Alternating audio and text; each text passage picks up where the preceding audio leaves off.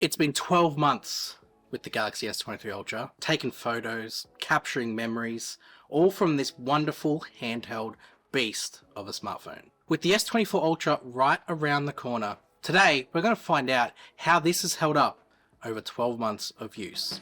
Let's go. With 1 year on the clock, the S23 Ultra has certainly had its time in the sun. After many different updates and a lot of different usage scenarios, I feel like I'm in such a great position to talk about what this phone is like to own over a long-term period. To do this, I want to break it down into different categories because I feel like this phone is not just a phone you sum up just with a couple of different things. You really need to isolate its strengths and understand how collectively they all work together. A lot of phones have come and gone to try and dethrone the Ultra as the phone of last year, but I just feel like that everything this phone makes up, none of them really came close. But let's find out why. We're going to look at the design and the display because I feel like that's very much hand in hand with each other. We're of course going to look at the camera experience and not just taking photos, but video taking and also the updates that Samsung brought throughout the year. I'm also going to take a look at some of the software features and include things like productivity and then the overall performance. And I'm going to end with something that not a lot of people like to cover, and that's the ecosystem.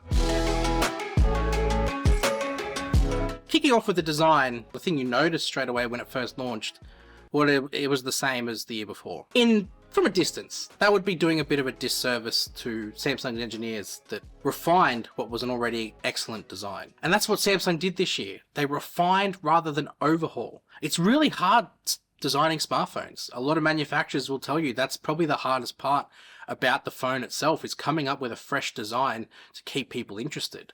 But I feel like a few years ago, Samsung found their formula, especially for the Ultra line of phones, and have kind of wanted to stick with it to be their key identifier for that range of smartphones. Over the 12 months, I actually really appreciated those refinements from the S22 Ultra to the S23 Ultra that Samsung made. It's big, yes, but the subtle curves on the back glass and the front glass kind of help to make it sit nice and naturally and comfortably in the hand itself. And whilst they thickened up the side rails, the subtle rounding of it actually also sort of lent into that and still made it fit and contour to the shape of your hand really nicely. I love the matte finish. It is such a nice feeling and it's so premium when it's sitting in your hand. I can't go to a phone now that doesn't have it. Like, I had the S23 FE for a while and I just missed the matte finish greatly. So I'm glad that Samsung are sticking to that in their high-end phones. Although it's very minimalist in its appearance, the floating cameras that sit on the back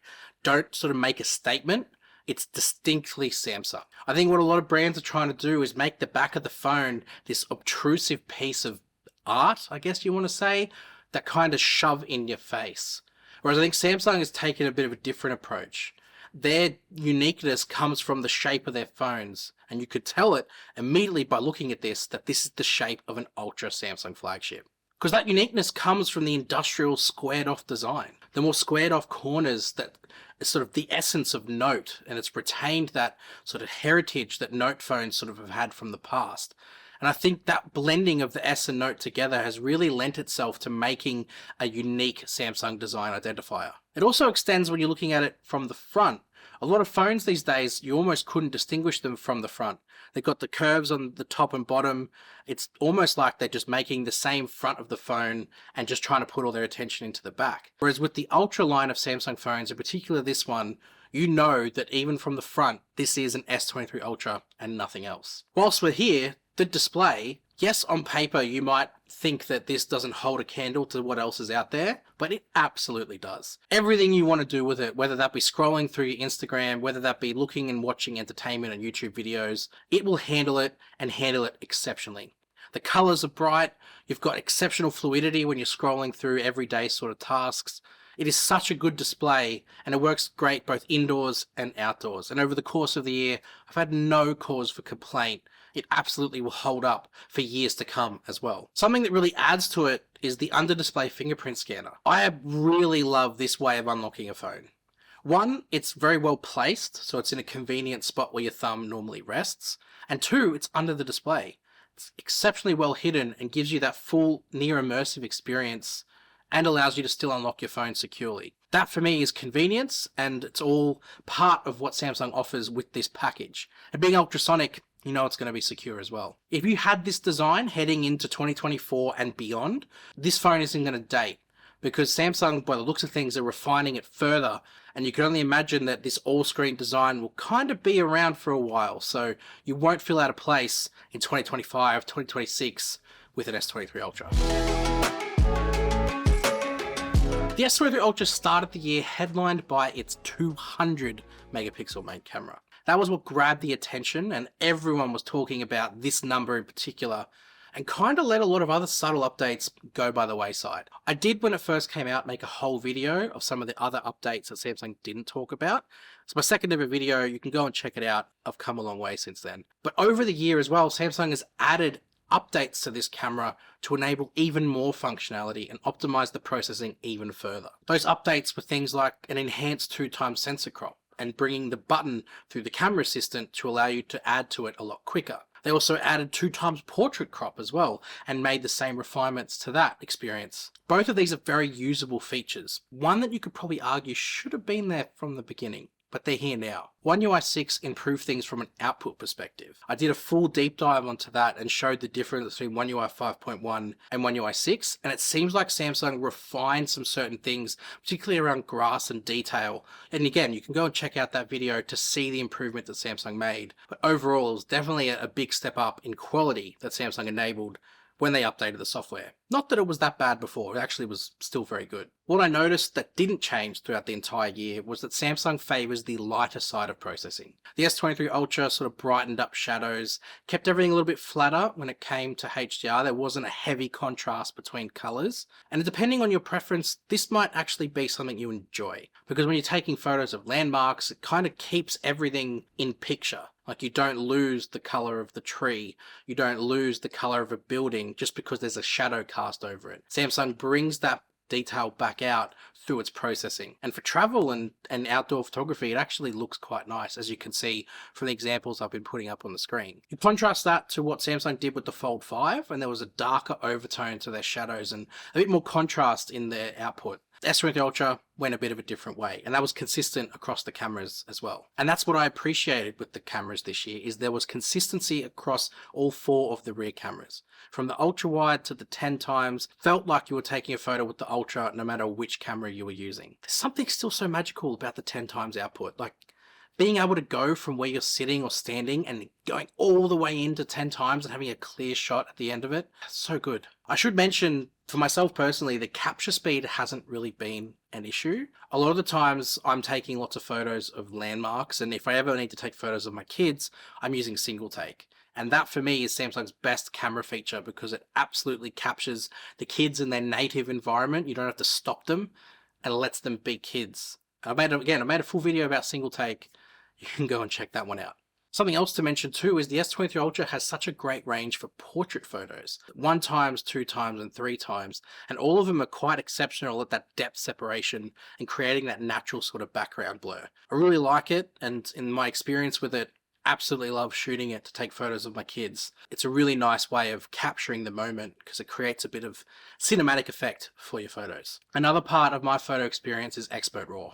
Absolutely use Expert RAW. Whenever I'm taking a photo of something that's quite striking, I always remember to go to Expert RAW and take the shot. And I don't really even tinker with the settings. I let the Expert RAW processing do what it needs to, and then I don't even edit it afterwards. I leave it as is because I like it the way it is. Took some great shots when I was overseas of things like the Colosseum, the Trevi Fountain, and no matter which camera I was using, it always captured the moment quite exceptionally, and I will use it all the time in that type of situation. I'm very glad it's there. And of course, there's videos. It's an aspect of the S23 Ultra that not a lot of people talk about. Everyone says the iPhone is the gold standard of video, and a lot of that's down to the fact they've got that log that you can record in. I don't bother with any of that. I just like to point and shoot and let the phone kind of do the work for me. And that's something that I found this year with the S23 Ultra. It does such a great job at. It's just letting it do the work for me. My whole channel is built on the S23 Ultra. I literally started recording videos with this at the start of the year. Every single video you see is captured using the S23 Ultra. I don't hide it. I don't really have any extra equipment. I have a couple of lights next to me and that's it. Samsung made some key improvements to a lot of different areas this year with the S23 Ultra's video. They brought in UHD portrait video. They brought in Quad HD Super Steady. They brought in 8K at 30 frames per second with a proper sensor crop. They doubled the OIS correction angle for the main camera to improve stabilization. So many things got brought in that not a lot of people really mention, because they probably don't use it as extensively as I do myself. With the exception of Alex from Alex Gear and Tech, he knows the score with this phone. Big shout out to him heading into 2024. I've used all of the modes extensively. I'm not someone who says I use it just to test and then that's it. I will use it for sure. Every holiday I took this year must be very nice. The S23 Ultra was the phone I reached for to capture the moments that were happening around me. Whether it be using portrait video to create that cinematic-like feel when you're walking through the streets of Verona, for example, or the reliable stabilization of 4K 30 when you're following your kids around a roundabout in the streets through Italy, or on a cruise, or the range in zoom when you're sitting in a Champions League match in the San Siro in Milan to zoom in on the players on the field. You've got extensive flexibility when it comes to this camera for video that you just won't find anywhere else. This phone, when it comes to video, literally changed the trajectory of my life. All the content I shoot, everything I capture started with this phone. And for video purposes, you'll be very happy with what you get out of the S23 Ultra.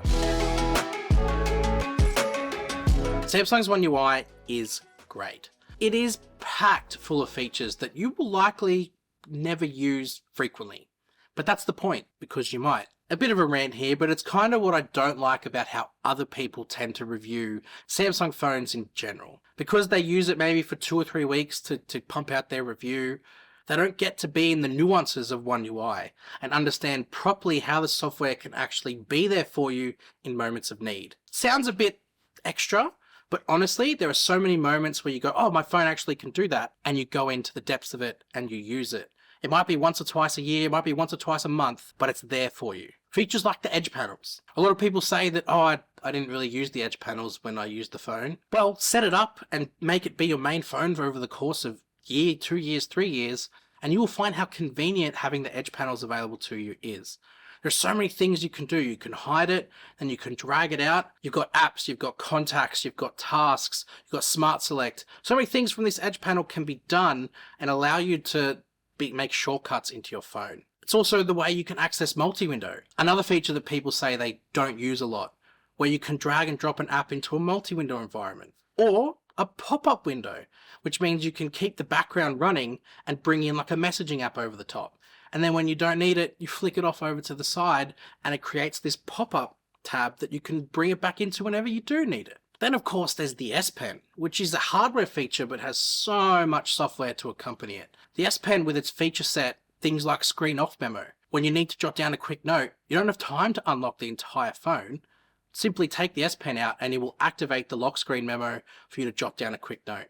And then to save it, you simply just slot the S Pen back in and it saves it into Samsung Notes. Or Samsung Notes. It's got a stack of features that just add to your productivity capabilities of what this phone can do.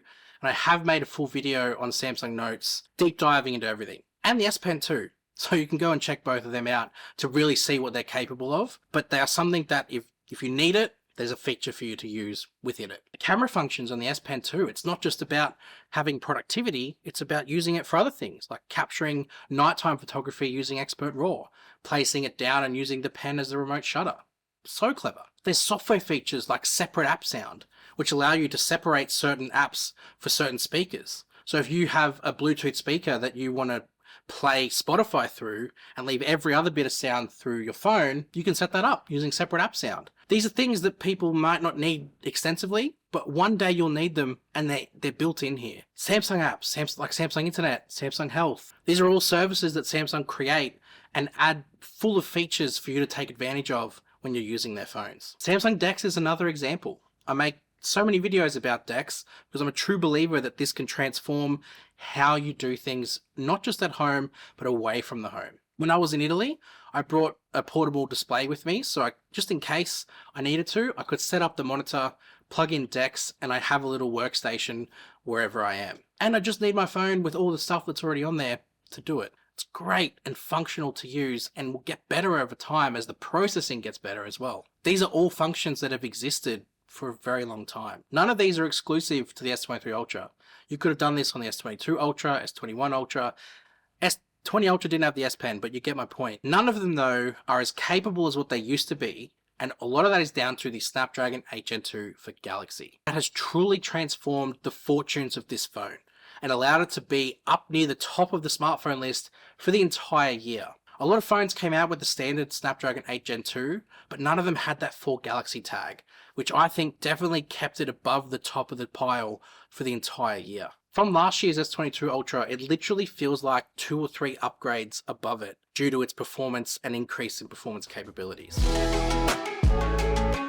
This is the part of a review that not many people cover, and that's the ecosystem of a Samsung phone. Like the software, in terms of its service ecosystem and software ecosystem, Samsung has an extensive ecosystem when it comes to hardware. One that I would say is probably the biggest ecosystem of hardware you can find within a brand today. But sticking within Samsung Mobile, you've got the newly launched SmartTag 2. You've got the Watch 6 Classic. You've got the Tab S9 series with the Tab S9 Ultra leading the way there. These are all hardware that sort of puts the smartphone at the center, but makes the experience of using it that much more elevated. The main connector of all of this, of course, is the Samsung account. This is what binds everything together and allows everything to seamlessly talk to each other and interact with each other. But the thing is, Samsung's ecosystem isn't just its own anymore. Samsung connects with partners, whether that be Microsoft, and how you can link your Samsung and Microsoft account through OneDrive backup, through Link to Windows, how you can copy something on your phone and then paste it onto your PC. That's an ecosystem as well. And it's not just Samsung, it's linked with Microsoft or Google, and how you've got access to Google's suite of products as well, all from your Samsung device because it's using Android. Google and Samsung work quite closely together to bring customized versions of things just for your Samsung phone. Like how the Google Messages app has the swipe down and sort of ties into oneui's operation. That's partnership. I have a plan one day to make a full deep dive into the ecosystem world of Samsung because it is quite extensive. For now though, I'll just leave it at that. Is the S20 Ultra sits at the center of Samsung's ecosystem of products, and I think that's part of it. That has to be part of the review because it's what makes the experience elevated above just owning the phone on its own, as good as it is by itself. And this is the place you will want to be for all of the coverage that's about to come out. So please make sure you subscribe. Make sure you like this video as well. Come follow me on my socials. I've got Twitter/X and also on Instagram. I'll see you in the next one. Yo!